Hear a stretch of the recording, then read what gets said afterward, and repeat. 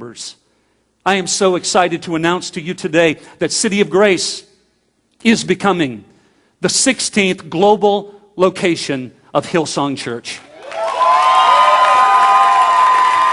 Today, we become Hillsong Church Phoenix.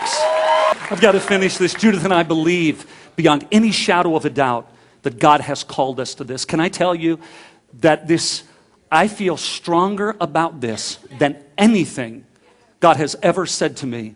I did not come to Phoenix with a word this strong. I came to Phoenix on a general impression, a sense of God moving. We are stepping into the future with the clearest word that God has spoken to me in my life, second to God speaking to me to marry Judith.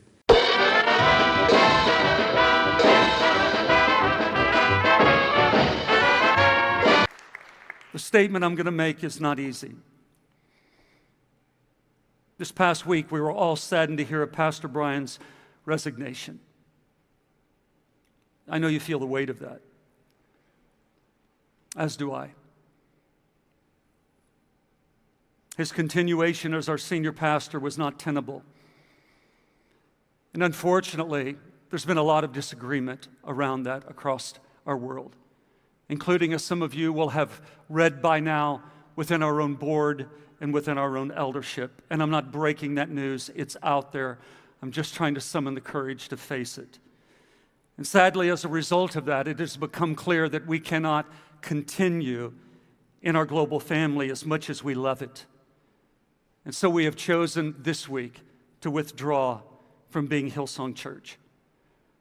First, why are we taking this action?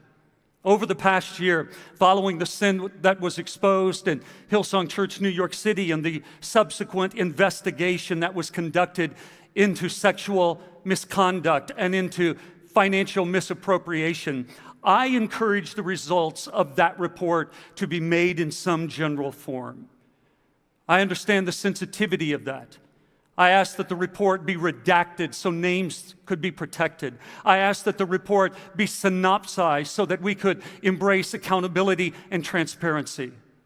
And for whatever reason, that request was denied.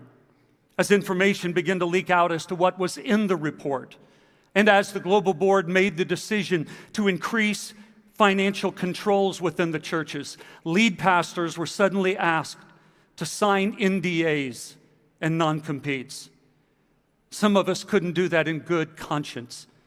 And this has played out in recent weeks. It came down in recent weeks to the demand that we sign non-disclosure agreements and non-competes, meaning that if we were removed from our positions, we could not plant churches again within our community for at least 1 year.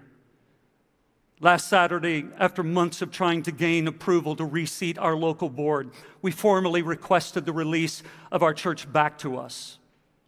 But in 2017, there was a global restructuring. We spoke about it at the time. We had concerns about it at the time. We were clear with it in our financial annual disclosure meetings at the time. And in the course of the global restructuring, our governance was reassigned along with our corporation, along with our church.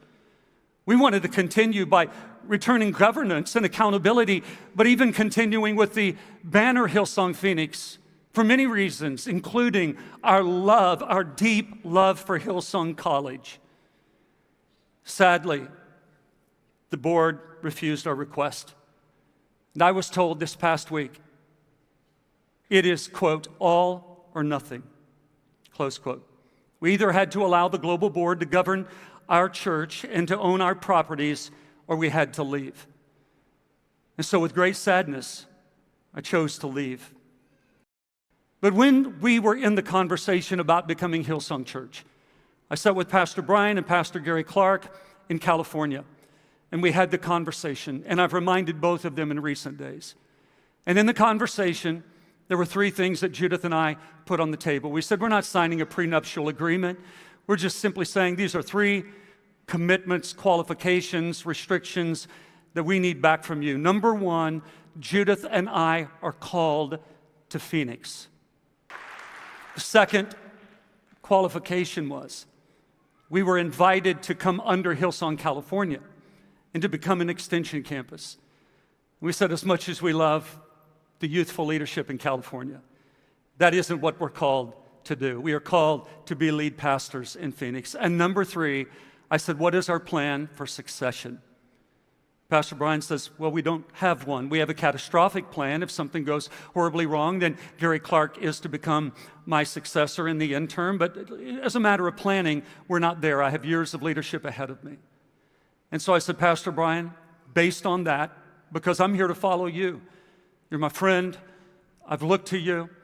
Based on that, when you step aside, you retire, you move into another position, we want to reevaluate our continuation as Hillsong Phoenix.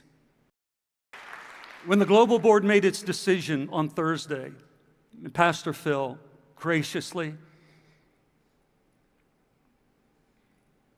shared the news with me. We began to work on when the announcement should be made public. Their request was that we hold the announcement to this coming week. And the board asked Pastor Phil specifically that we would consider holding the announcement to this coming week. My response was simply this: I can't hold this announcement to a Monday, a Tuesday, or a Wednesday. Then I want to make a very clear and prophetic and parting statement. I love the global church and will continue to. But I also believe it is in the best interest of Hillsong Church to conduct an internal investigation as it relates to board conduct, to immediately restore the Sydney eldership, to make the findings of that public, and to dismiss the board members who have protected the institution and not the people.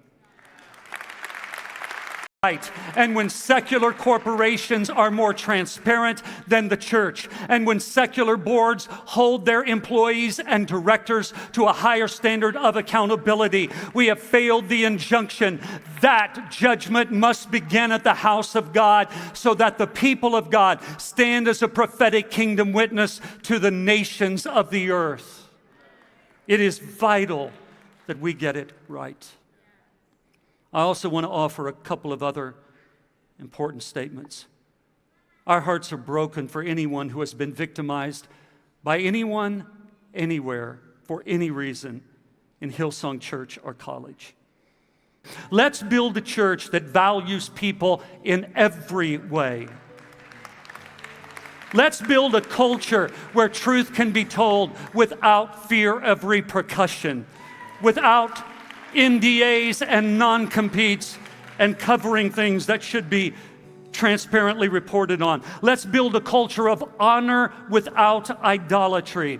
Let's build a culture where victims are seen and are heard and are validated and are healed. Let's build a culture of pastoral servanthood and not corporate leadership. Let's build a culture that values righteousness, truth, and justice. And let's build a church that looks like heaven, not the systems of this world.